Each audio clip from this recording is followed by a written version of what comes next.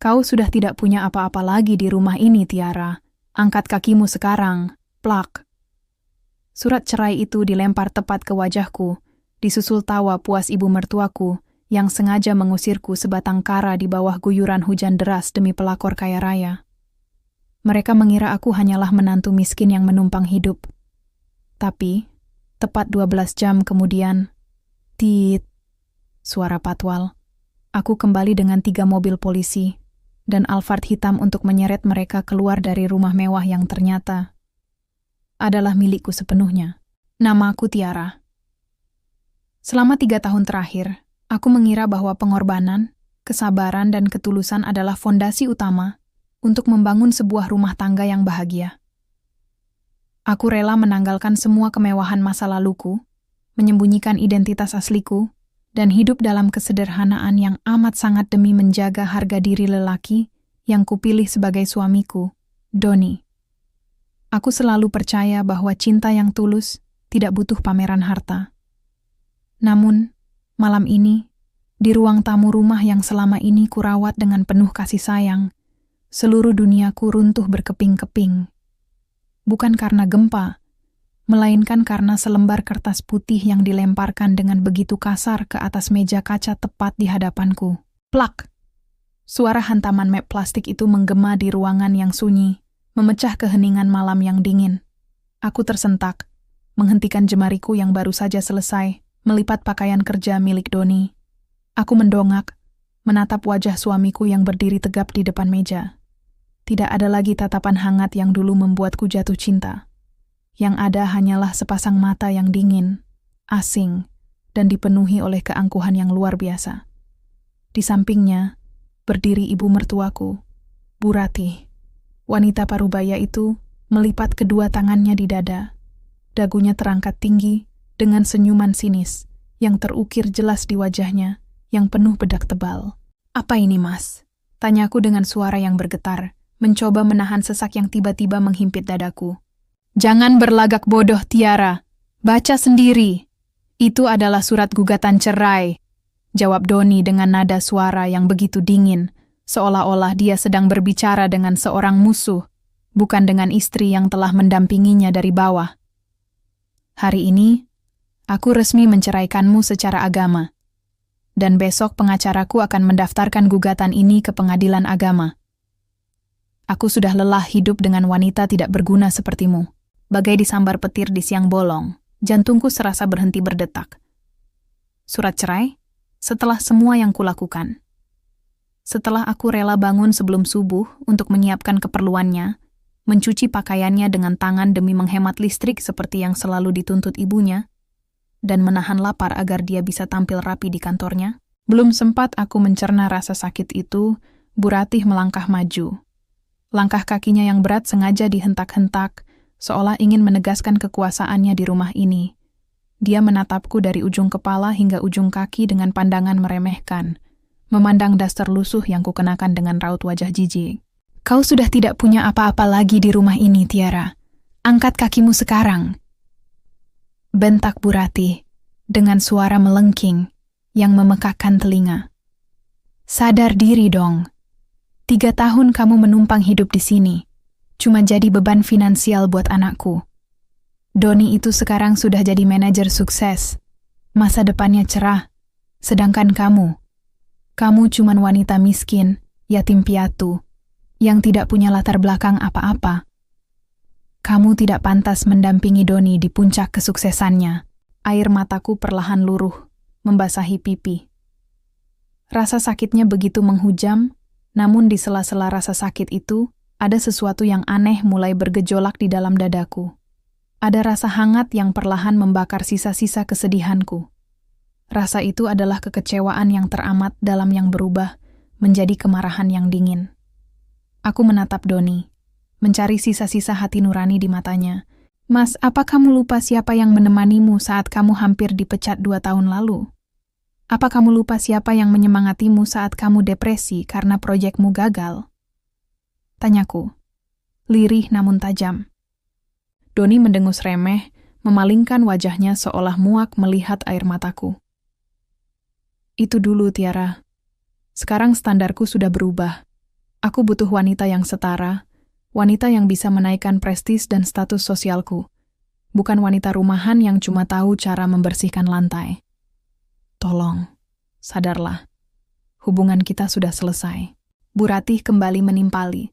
Tawanya terdengar sangat puas dan penuh kemenangan. Sudahlah Doni, tidak usah meladeni perempuan miskin ini.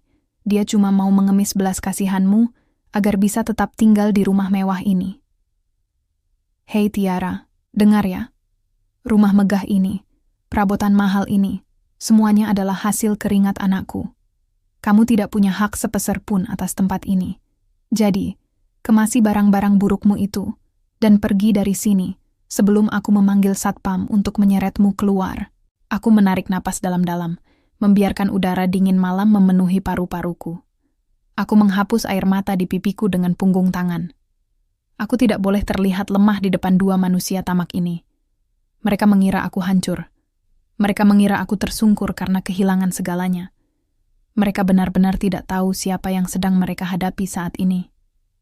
Mereka tidak pernah tahu bahwa rumah mewah yang mereka tempati ini, mobil yang terparkir di garasi, bahkan perusahaan tempat Doni menyombongkan jabatannya sebagai manajer, semuanya berada di bawah kendali mutlak jemariku. Aku berdiri perlahan, merapikan dasternya yang sedikit kusut. Aku menatap lurus ke mata Bu Ratih, lalu beralih ke Doni. Tidak ada lagi tangisan. Aku membiarkan wajahku menjadi sedingin es, mengunci semua emosi negatif, dan menggantinya dengan sebuah senyuman tipis yang penuh arti. Sebuah senyuman yang menandai awal dari akhir kepalsuan mereka. Baiklah, kalau itu keputusanmu, Mas Doni, Bu Ratih.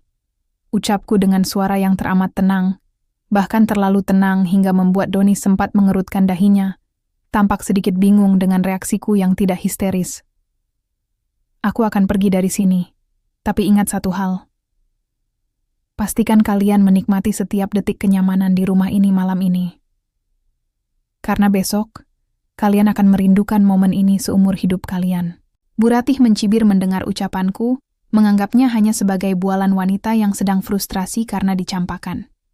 Namun mereka tidak tahu bahwa selembar kertas yang dilemparkan Doni malam ini tidak akan menghancurkanku. Sebaliknya, kertas itu adalah tiket resmi yang membebaskanku untuk menghancurkan mereka kembali ke tempat mereka yang seharusnya, di dasar bumi. Malam yang dingin itu belum juga usai. Namun atmosfer di dalam rumah yang dulu kuanggap sebagai istana ini semakin terasa mencekik. Belum kering air mata yang sempat jatuh karena surat cerai sialan itu, suara ketukan sepatu hak tinggi yang beradu dengan lantai marmer tiba-tiba terdengar dari arah pintu depan. Suaranya begitu nyaring, berirama, dan penuh dengan nada keangkuhan yang sengaja dipamerkan. Aku yang masih berdiri mematung di dekat meja kaca langsung menoleh. Pintu rumah terbuka lebar, dan seorang wanita muda melangkah masuk dengan gaya bak model papan atas. Gaun merah menyala yang melekat di tubuhnya tampak sangat mahal, tas desainer terkenal tergantung manja di lengannya, dan aroma parfum menyengat langsung memenuhi seluruh ruangan, mengusir aroma kehangatan rumah tangga yang selama ini kurawat. Dia adalah Karin. Aduh, sayang, maaf ya aku telat. Jalanan macet banget, ucap Karin dengan suara yang dibuat-buat manja. Langsung bergelayut di lengan Doni, tanpa memedulikan keberadaanku yang berstatus sebagai istri sah. Doni yang tadinya berwajah ketus dan dingin kepadaku, seketika berubah drastis. Wajahnya melembut, senyumnya mengembang lebar, dan matanya memancarkan binar pemujaan yang tidak pernah lagi kupandang selama 2 tahun terakhir. Enggak apa-apa, sayang. Yang penting kamu sudah sampai di sini dengan selamat, jawab Doni sambil mengelus rambut Karin dengan lembut. Hatiku mencelos. Rasa perih itu kembali menghantam, namun kali ini rasa perih itu segera digantikan oleh rasa jijik yang luar biasa. Jadi, ini alasan dibalik semua sikap dingin Doni selama beberapa bulan terakhir? Ini alasan mengapa dia selalu pulang larut malam dengan alasan rapat kerja?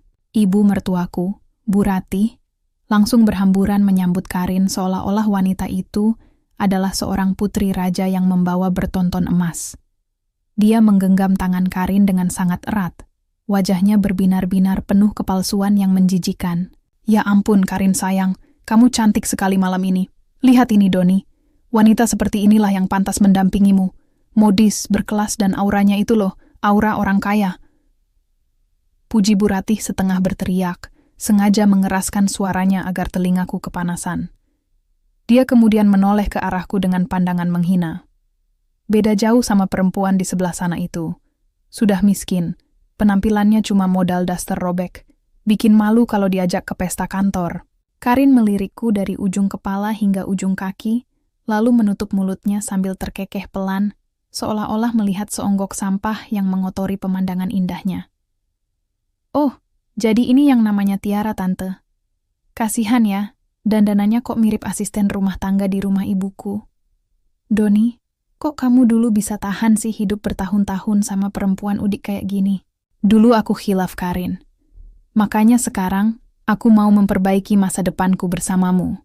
Jawab Doni tanpa ragu, menatapku dengan sorot mata yang penuh dengan rasa muak yang tak lagi disembunyikan. Karin ini anak tunggal dari seorang pengusaha sukses, Tiara. Dia punya koneksi luas, punya modal besar, dan dialah yang menjanjikan bakal membantuku naik jabatan jadi direktur operasional di kantor bulan depan. Sedangkan kamu cuma bisa menghabiskan gajiku untuk urusan dapur. Aku hanya berdiri diam, melipat kedua tanganku di dada. Alih-alih mengamuk atau menjambak rambut wanita yang telah merusak rumah tanggaku ini, aku justru merasa ingin tertawa sekencang-kencangnya. Sungguh sebuah drama komedi yang sangat picisan. Doni yang malang, dan Bu Ratih yang tamak. Mereka benar-benar sedang berjalan dengan penuh senyuman menuju lubang buaya yang mereka gali sendiri. Mereka membanggakan posisi Doni sebagai manajer, mereka mendewakan Karin yang katanya anak pengusaha kaya raya, tanpa pernah tahu bahwa kantor yang mereka bicarakan itu adalah salah satu anak perusahaan dari mega korporasi milik mendiang ayahku. Dan posisi direktur yang diimpikan Doni? Akulah orang yang memegang keputusan mutlak apakah dia layak dipromosikan atau justru ditendang keluar ke jalanan. Kenapa diam saja, Tiara? Malu ya karena kalah telak dari Karin. Cibir Bu Ratih, melangkah mendekatiku seolah ingin mengusirku dengan tatapannya. Karin ini sudah membawakan banyak hadiah mewah untukku. Jam tangan bermerek, tas kulit asli, bukan seperti kamu yang cuma bisa membelikanku kain batik murahan dari pasar tradisional. Aku menatap Karin, lalu tersenyum sangat tipis. Sebuah senyuman penuh arti yang membuat Karin sempat tertegun dan mengernyitkan alisnya, tampak sedikit tidak nyaman dengan ketenanganku. Selamat ya Mas Doni, selamat juga untukmu Karin. Ucapku dengan nada suara yang sangat tenang, datar, namun syarat akan penekanan di setiap katanya. Kalian memang pasangan yang sangat serasi. Yang satu silau karena harta, dan yang satu lagi sangat pandai bersandiwara. Nikmati saja dulu malam ini. Karena ketika topeng ini terbuka, aku hanya ingin tahu, apakah cinta kalian yang kalian agung-agungkan ini masih tetap berharga di atas puing-puing kemiskinan? Halah, banyak bicara kamu, perempuan miskin. Pergi sana, usir Doni dengan kasar. Aku berbalik arah menuju kamar, tidak ingin mengotori mataku lebih lama lagi melihat kemesraan palsu mereka. Waktuku sudah tidak banyak, dan permainan yang sesungguhnya baru saja dimulai. Aku melangkah masuk ke dalam kamar tidur yang selama 3 tahun ini menjadi saksi bisu air mata, doa, dan seluruh pengabdianku. Belum sempat aku menyentuh gagang lemari untuk mengemas pakaian, terdengar suara dobrakan kasar di pintu kamar. Bu Ratih dan Karin mersek masuk dengan langkah tergesa-gesa, seolah-olah mereka adalah sekelompok penyamun yang takut kehabisan waktu untuk menjarah. Minggir kamu, Tiara! Jangan coba-coba menyembunyikan barang berharga milik anakku di dalam kopermu, bentak Bu Ratih dengan mata melotot serakah. Tanpa permisi, tangan tua yang biasanya kuhormati, itu menyentak lenganku, hingga aku terdorong ke samping. Bu Ratih langsung membuka pintu lemari pakaianku dengan kasar. Pakaian-pakaianku, yang sebagian besar adalah baju rumahan sederhana, dan daster yang sengaja kupakai untuk menyamar, dilemparkannya begitu saja ke atas lantai, diinjak-injak dengan kaki telanjang mereka, tanpa rasa bersalah sedikit pun. Aduh Tante, lihat ini. Isi lemarinya cuma kain-kain loakan begini. Benar-benar tidak punya selera. Celetuk Karin sambil terkekeh geli. Jemari lentik Karin yang dipenuhi kuteks merah menyala itu kemudian beralih ke laci meja riasku. Dia menarik laci itu hingga seluruh isinya berantakan.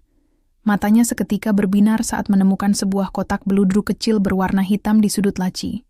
Dengan cepat, Karin menyambarnya. "Wah, apa ini? Perhiasan?" Karin membuka kotak itu, mengeluarkan sebuah kalung emas putih dengan liontin berlian kecil di tengahnya. Itu adalah satu-satunya perhiasan yang tersisa di kamar ini. Sebuah replika tiruan dari kalung asli pemberian ibuku yang sengaja kusimpan di deposit box bank. "Kembalikan kotak itu, Karin. Itu bukan milikmu," ucapku dengan nada suara yang rendah, menahan gejolak amarah yang mulai merayap di dadaku. Mendengar suaraku, Bu Ratih langsung menyambar kalung itu dari tangan Karin dan mengamatinya dengan tatapan sinis. "Kembalikan? Heh, Tiara, kamu lupa ya, semua yang ada di rumah ini dibeli pakai uang Doni. Kamu itu tidak punya sepeser pun uang untuk beli barang seperti ini. Paling ini juga emas palsu yang kamu beli di pasar malam untuk gaya-gayaan." "Tante benar. Paling ini cuman imitasi murahan yang bikin leher gatal," timpal Karin sambil melempar kotak beludru itu ke wajahku. Kotak itu mendarat di dadaku sebelum akhirnya jatuh ke lantai. Karin kemudian dengan sengaja menginjak kotak kosong tersebut dengan sepatu hak tingginya hingga hancur berderit. Aku menatap kotak yang hancur itu, lalu perlahan mengalihkan pandanganku ke wajah kedua wanita di hadapanku. Sudut bibirku berkedut, menahan senyum dingin. Mereka mengira telah merampas segalanya dariku. Mereka mengira telah berhasil merendahkanku sampai ke dasar tanah. "Kalian boleh mengambil apapun yang kalian pikir milik Doni," kataku, suaraku mengalun begitu tenang, begitu datar, hingga membuat tawa Bu Ratih mendadak terhenti sejenak karena heran melihatku tidak menangis histeris. "Ambil saja semuanya. Perhiasan itu, baju-baju itu, silakan bawa kalau kalian merasa kekurangan." "Sombong sekali kamu ya, sudah diusir masih bisa berlagak tegar," bentak Bu Ratih lagi. Merasa tidak puas karena gagal melihatku bersujud memohon ampun di kakinya. Dia kemudian meraih sebuah koper tua berwarna coklat dari atas lemari dan melemparnya ke arahku. "Nih, masukkan baju-baju dastermu yang mirip kain lap itu ke dalam koper, lalu segera keluar. Doni sudah menunggu di depan untuk memastikan kamu tidak membawa kabur aset rumah ini." Aku berlutut di lantai, bukan untuk bersujud kepada mereka, melainkan untuk memunguti beberapa potong pakaianku dengan gerakan yang sangat anggun dan tenang. Di dalam koper itu, sebenarnya tidak ada barang berharga sama sekali. Semua dokumen penting, kartu identitas asliku sebagai pewaris tunggal Anindita Group, serta sertifikat resmi kepemilikan rumah mewah ini sudah lama kuamankan di dalam tas jinjing kecil yang sejak tadi melingkar di bahuku, tas yang mereka kira hanya berisi kosmetik murahan. Aku membiarkan mereka tersenyum menang di atas penjarahan ini. Aku membiarkan mereka merasa telah menguasaiku. Karena aku tahu pasti, setiap jengkal pakaian yang mereka lempar, setiap makian yang mereka lontarkan, dan setiap benda yang mereka rampas malam ini akan dibayar tuntas dengan harga yang teramat mahal, yang bahkan tidak akan sanggup mereka bayar dengan seluruh sisa hidup mereka. Selesai menutup resleting koper tuaku, aku berdiri tegak. Aku menatap lurus ke dalam mata serakah Bu Ratih dan mata penuh kemenangan Karin. "Aku sudah selesai. Sekarang, mari kita lihat seberapa lama kalian bisa mempertahankan senyuman itu," bisikku pelan, sebelum melangkah melewati mereka berdua yang mendadak terdiam membeku, seolah merasakan embusan angin sedingin es yang baru saja lewat. Langkah kakiku terasa berat bukan karena beban koper tua di tangan, melainkan karena menyaksikan betapa murahnya harga sebuah kesetiaan di mata lelaki yang pernah kupertaruhkan segalanya untuknya. Doni sudah berdiri di ambang pintu depan, melipat kedua tangannya di dada dengan sisa-sisa keangkuhan yang masih melekat erat. Di belakangnya, Bu Ratih dan Karin mengekor dengan senyum penuh kemenangan yang terukir lebar di wajah mereka. "Serahkan kopermu, aku harus memeriksanya dulu," cetus Doni dengan suara dingin tanpa ada sedikit pun rasa bersalah. Tanpa banyak bicara, aku menjatuhkan koper tua itu di depan kakinya. Doni berlutut, membuka resletingnya dengan kasar, dan mengubrak-abrik isinya di depan mataku. Nihil. Dia tidak menemukan apapun selain beberapa potong daster dan pakaian usang yang biasa kupakai. Setelah memastikan tidak ada barang berharga yang terbawa, Dia menutupnya kembali dengan tendangan kecil yang membuat koper itu bergeser ke arahku. Bagus, ternyata kamu masih tahu diri untuk tidak mencuri, ucap Doni sambil berdiri kembali. Menatapku seolah aku adalah noda kotor yang harus segera disingkirkan dari rumahnya. Doni, cepat seret perempuan ini keluar. Ibu sudah muak melihat mukanya lama-lama di sini, melengking suara Bu Ratih dari balik punggung Doni.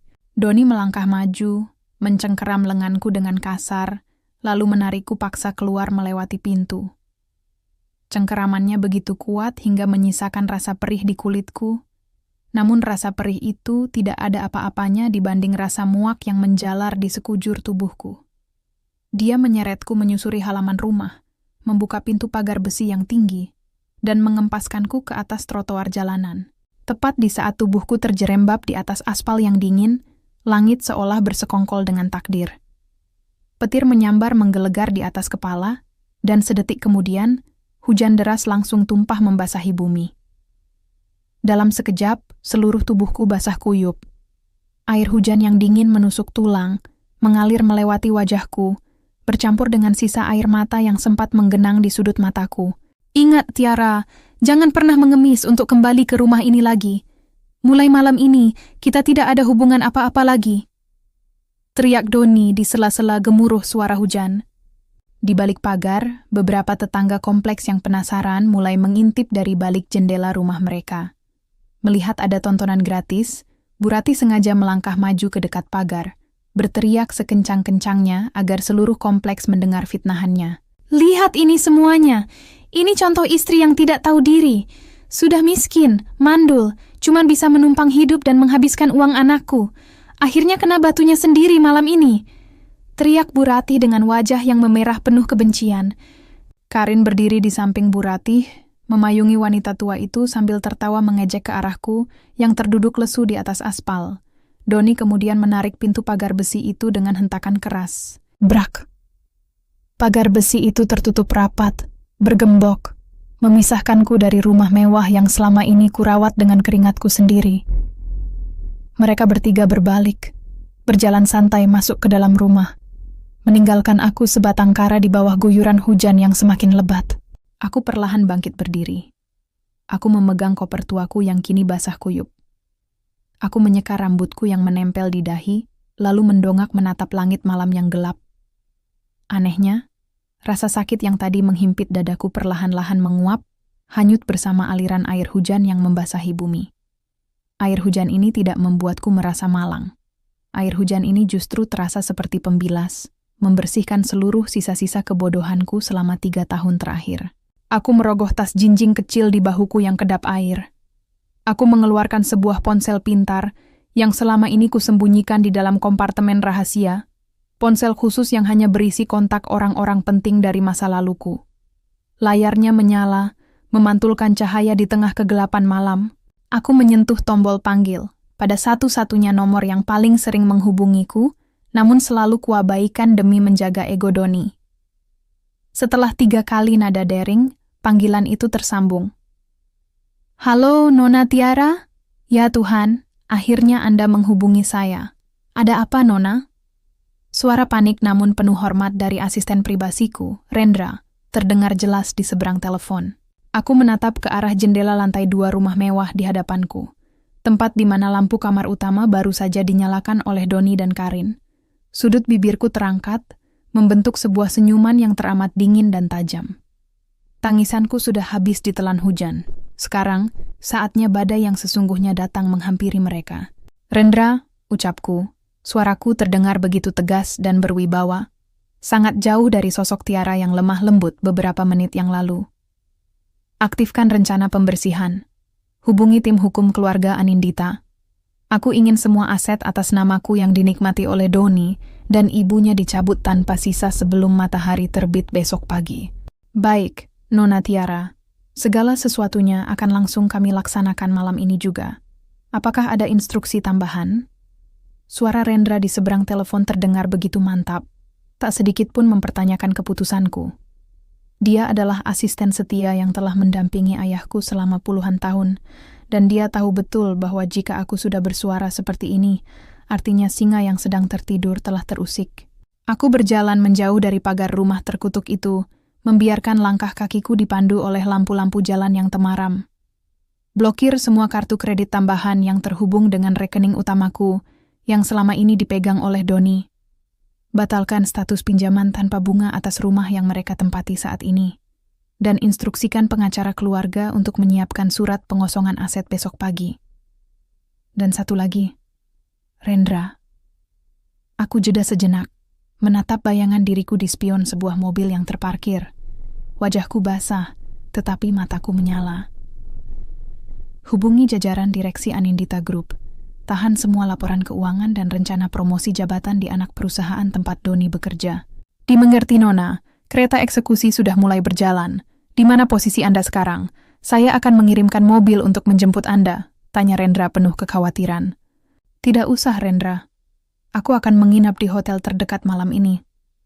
Aku ingin menikmati sisa malam ini dengan tenang, sementara membiarkan mereka menikmati beberapa jam terakhir dari mimpi indah mereka.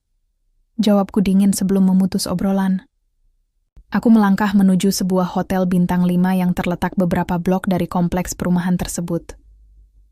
Resepsionis hotel sempat memandangku dengan tatapan heran dan penuh selidik melihat kondisiku yang basah kuyup dan hanya membawa koper tua yang tampak usang.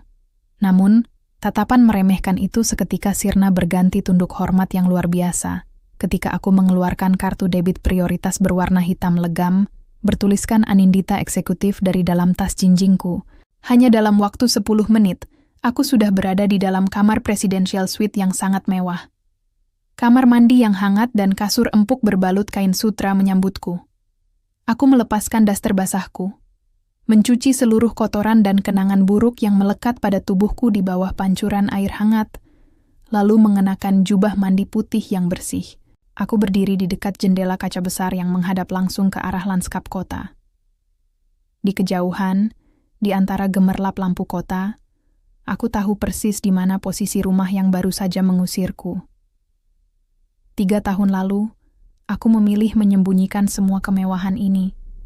Aku memilih mengenakan pakaian sederhana, belanja di pasar tradisional dengan menghitung setiap rupiah, dan menerima setiap cacian Bu Ratih yang mengira aku adalah yatim piatu miskin tak berharta. Aku melakukan semua itu demi seuntai janji setia Doni, yang katanya akan membahagiakanku dengan hasil keringatnya sendiri. Betapa bodohnya aku yang mengira bisa mengubah batu kali menjadi permata. Doni tidak pernah berubah. Dia hanya memanfaatkan ketulusanku, dan ketika dia merasa sudah berada di atas angin dengan jabatan manajernya, dia dengan mudahnya menendangku demi wanita lain yang dia kira jauh lebih kaya. Dia tidak pernah tahu bahwa seluruh kesuksesan yang dia raih dalam 2 tahun terakhir ini adalah berkat memo rahasia yang kukirimkan ke direktur utamanya untuk memuluskan karier suamiku. Aku kembali merogoh ponselku, melihat beberapa notifikasi pesan masuk dari Rendra yang melaporkan bahwa semua sistem pemblokiran telah berjalan sesuai rencana. Aku menarik napas dalam-dalam, merasakan detak jantungku yang kini berdegup dengan ritme yang stabil dan penuh keyakinan. Tidak ada lagi ruang untuk meratap. Rasa sedihku telah mati di bawah guyuran hujan malam ini, digantikan oleh kesadaran penuh akan kekuasaan besar yang kembali berada di tanganku. Sambil bersandar di sofa empuk, aku menatap langit malam yang mulai meredakan hujannya. Doni, Bu Ratih, Karin, tidurlah yang nyenyak malam ini. Bisiku pada keheningan kamar mewah itu, sementara senyuman dingin terukir jelas di wajahku. Sebab besok pagi, saat matahari terbit, kalian akan menyadari bahwa kalian baru saja mengusir pemilik dari napas kehidupan yang kalian hirup selama ini. Pagi hari berikutnya bergulir dengan cuaca yang sangat cerah, kontras dengan badai yang baru saja kutabur di balik layar. Aku sengaja bangun lebih awal, menikmati secangkir kopi hitam hangat di balkon kamar presidensial suiteku, sembari membayangkan apa yang sedang terjadi di rumah mewah yang baru saja kutinggalkan. Di sana, di balik tembok kokoh yang mereka klaim sebagai milik mereka, alarm petaka pastilah sudah mulai berbunyi. Aku bisa membayangkan dengan sangat jelas bagaimana kepanikan itu dimulai. Di ruang makan yang megah, Doni pasti sedang bersiap-siap untuk pergi ke kantor, dengan setelan jas terbaiknya, ditemani oleh Bu Ratih yang masih tersenyum jumawa, dan Karin yang duduk manja menuntut janji-janji manis yang diucapkan Doni tadi malam. Sayang, jangan lupa ya, siang ini kita jadikan ke showroom. Kamu sudah janji mau membelikanku mobil SUV keluaran terbaru sebagai hadiah penyambutan kita. Ucap Karin dengan nada manja yang dibuat-buat, sambil menyuapkan sepotong roti ke mulut Doni. Tentu saja jadi. Karin sayang, apa sih yang enggak buat kamu? Jawab Doni dengan penuh percaya diri. Dia merogoh dompet kulitnya, mengeluarkan sebuah kartu kredit platinum mengkilap yang selama 3 tahun ini, limitnya selalu kupasok diam-diam dari rekening pribadiku. Ini, kamu bawa dulu kartunya buat uang muka kalau kamu mau jalan duluan bersama ibu. Bu Ratih yang melihat kartu itu langsung menyambar dengan mata berbinar serakah. Aduh, anak ibu memang paling hebat. Tidak seperti Tiara yang cuma bisa menghabiskan uang. Karin ini membawa keberuntungan buat kamu, Doni. Namun, senyuman serakah itu tidak bertahan lama. Ketika Doni mencoba memesan taksi premium melalui ponselnya untuk mengantar kedua wanita itu, layar ponselnya mendadak memunculkan notifikasi berwarna merah menyala. Transaksi ditolak. Silakan hubungi bank penyedia. Doni mengerutkan dahi, mengira itu hanyalah gangguan jaringan sesaat. Dia mencoba menggunakan kartu lainnya, namun hasilnya tetap sama. Jantungnya mulai berdegup sedikit lebih kencang saat mencoba memeriksa saldo rekening utamanya melalui aplikasi perbankan digital. Angka yang tertera di layar seketika membuat darahnya berdesir dingin. Rapsatelka. Seluruh dana tambahan, fasilitas operasional, dan akun kredit yang terhubung dengan sistem keuangan Anindita Group telah diputus total sejak pukul 4 subuh tadi. Ada apa, Doni? Kok wajahmu mendadak pucat begitu? Tanya Bu Ratih, mulai menyadari perubahan drastis pada raut wajah anaknya. Nenggak apa-apa, Bu.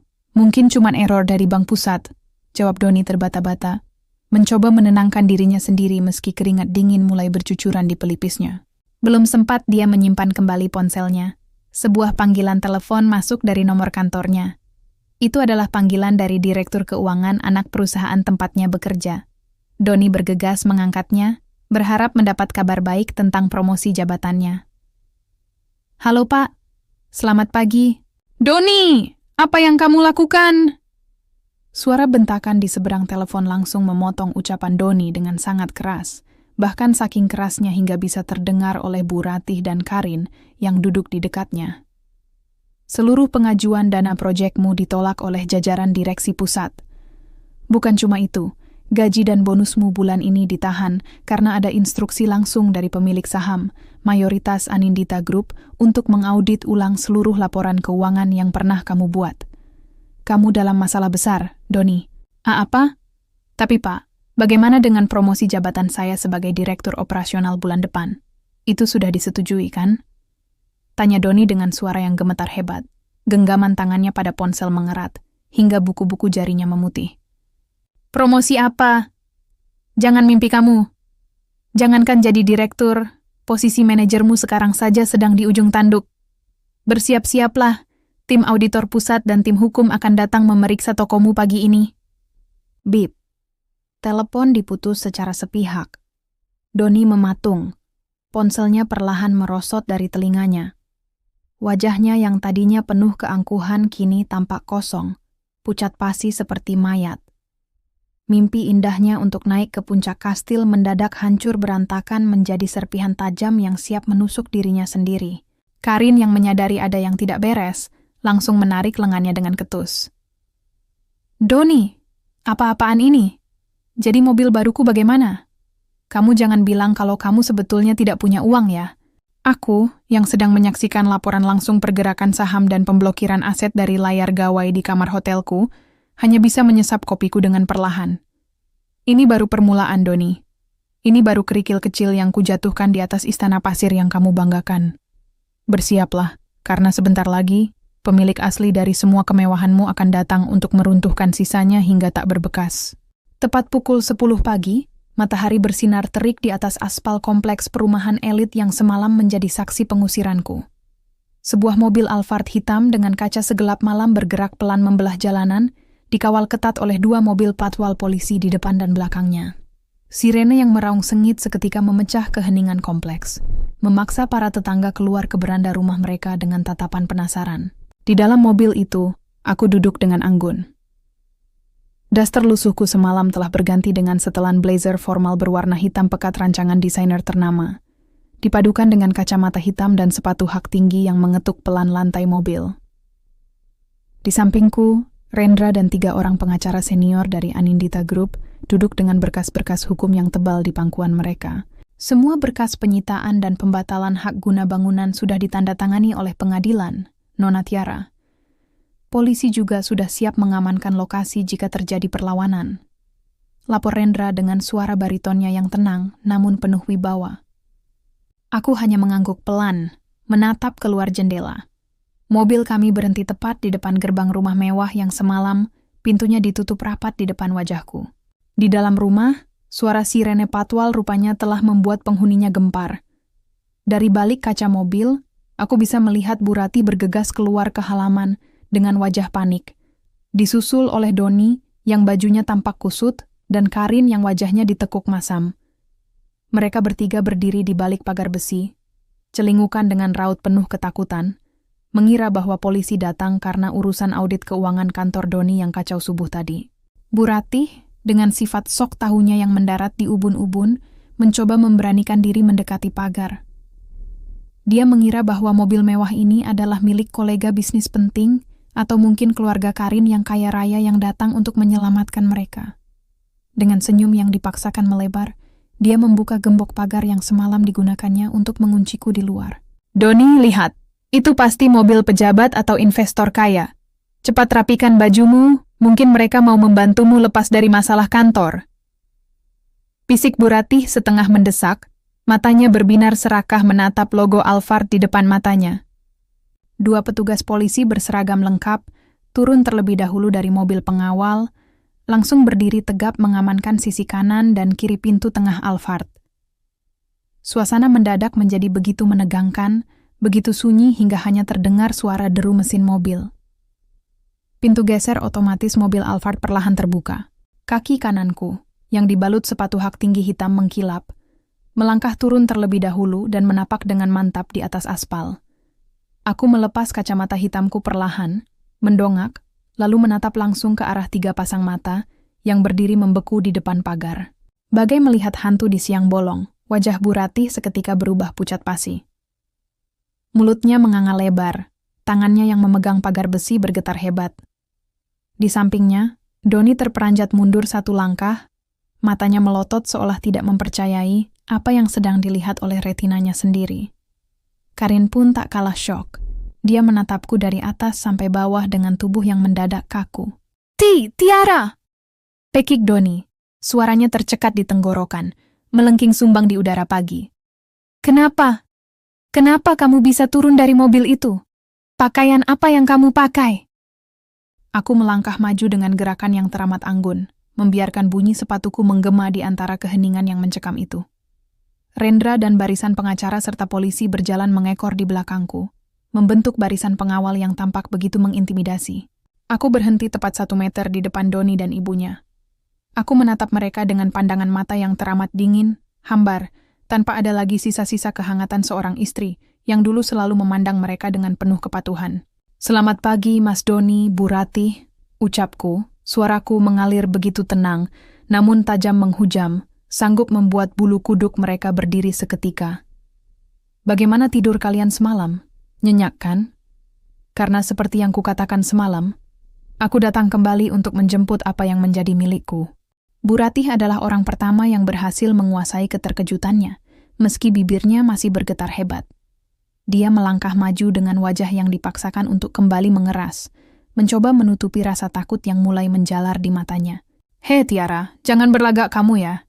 Dari mana kamu dapat uang untuk sewa mobil mahal dan membayar orang-orang berseragam ini?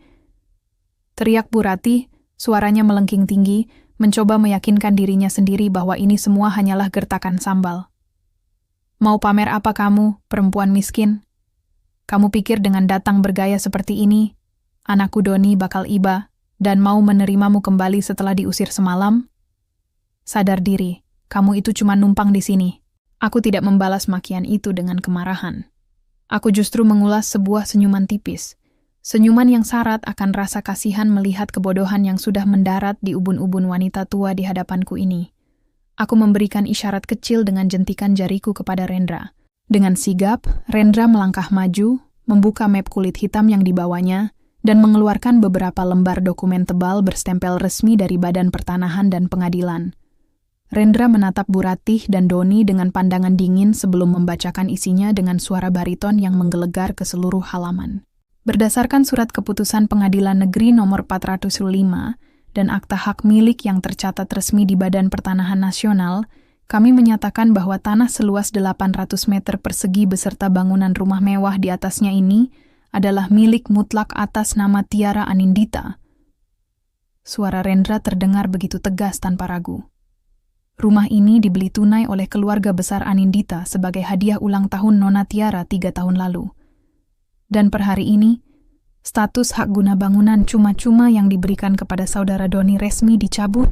Plak! Kata-kata Rendra bagai tamparan keras yang mendarat tepat di wajah Doni dan ibunya.